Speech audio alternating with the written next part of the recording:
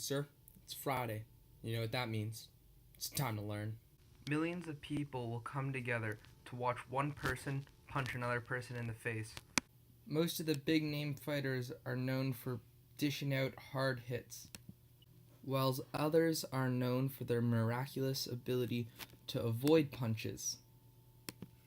With all this modern interest in fighting, you'd assume the people of the world would know who is the strongest punch. The answer I will give you today, but the person might seem a little shrimpish.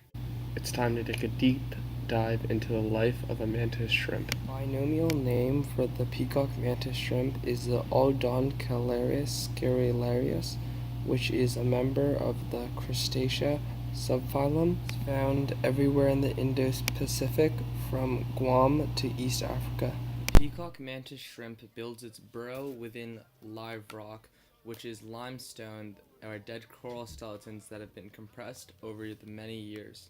It darts in and out of the coves looking for predators or prey. Here is one excavating its home right now. Something that makes the peacock mantis shrimp extremely interesting are its eyes. The peacock mantis shrimp's eyes have 16 photoreceptors, whereas humans only have 3. The practical application of this is the peacock mantis shrimp has the ability to see ultraviolet light bouncing off of coral skeletons, which is believed to help them find food.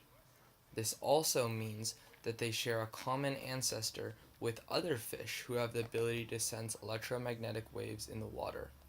A relation to the peacock mantis shrimp in modern life would be something that might surprise you. However, it would be the electric knifefish, otherwise known as the electric eel. The furthest recorded common ancestor of the mantis shrimp would most likely have been around 550 million years ago, and it would be a creature that dwells on the floor of the ocean looking for food.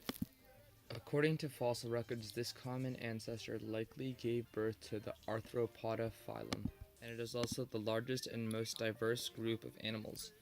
This includes crustaceans, insects, and all different kinds of spiders and butterflies. The mantis shrimp is likely the pistol shrimp.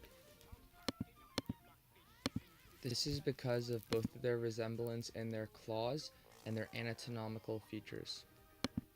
Researchers from the University of Washington and the University of Arizona have investigated the neural pathways inside mantis shrimp, and they found something quite interesting, which was the mushroom bodies that were hypothesized not to be found in mantis shrimp but only in insects. What this tells us is that the mantis shrimp and the insects are more closely related than we thought. These mushroom bodies are a neurological structure found in the insects and the mantis shrimp, which means they definitely share a common ancestor. However, what makes this so interesting is that the mushroom body adaptation happened after the break from the crustaceans. So insects broke off from crustaceans and they developed these mushroom body features. But it might still be a vestigial feature in the mantis shrimp, and it might be coated with pseudogenes. This would explain why the mantis shrimp's neurological system is shaped that way. This investigation can mean one of two things. The first of which is that they are vestigial features found in the mantis shrimp.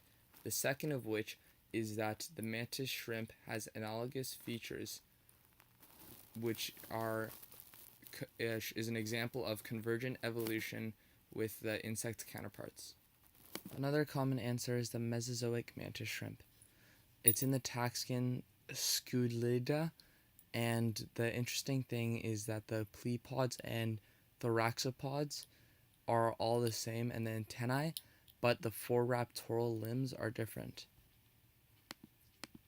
This leads us to believe that the mantis shrimp's deadly appendages have been evolving over generations since the Mesozoic period.